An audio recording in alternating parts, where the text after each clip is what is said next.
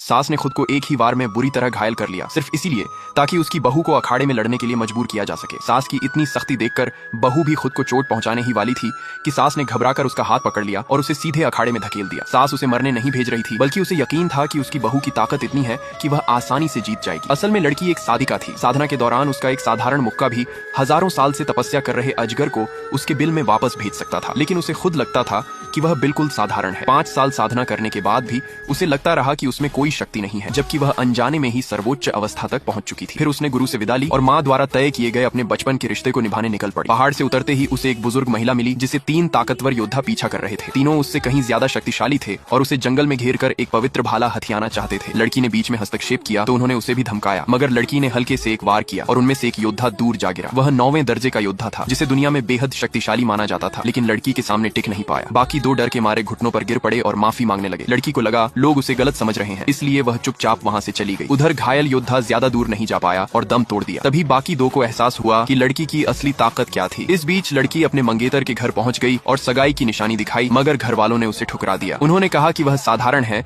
और इस घर की बहू बनने के योग्य नहीं। रिश्ता खत्म करने के लिए कुछ पैसे देकर उसे जाने को कह दिया गया। लड़की वापस लौटने ही वाली थी कि उसी समय एक बुजुर्ग महिला वहां पहुंची। वह लड़की को देखते ही खुश हो गई और उसी रात अपने बेटे से उसकी शादी तय कर दी। खुशी का माहौल बना ही था कि दुश्मन परिवार ने आकर चुनौती दे दी और कहा कि मुकाबले से तय होगा कि पवित्र भाला किसका होगा। लड़ाई शुरू हुई और घर के बड़े बेटे को तुरंत हरा दिया गया। तब बड़े बेटे ने खुद अखाड़े में उतरकर मुकाबला किया, लेकिन वह भी हारने लगा। सास को भरोसा था कि उनकी आखिरी उम्मीद उनकी नई बहू है। जब बहू को बुलाया गया तो उसने कहा कि उसे लड़ना नहीं आता। मजबूर होकर सास ने खुद को घायल कर लिया ताकि बहू मैदान में उतर जाए। अखाड़े में पहुंचकर सबने उसका मजाक उड़ाया। विरोधी ने उसे दया दिखाते हुए पहला वार करने का मौका दिया। लड़की डरते हुए आगे बढ़ी और पूरी ताकत से एक मुक्का मारा। उसी एक वार ने मुकाबले का नतीजा बदल दिया।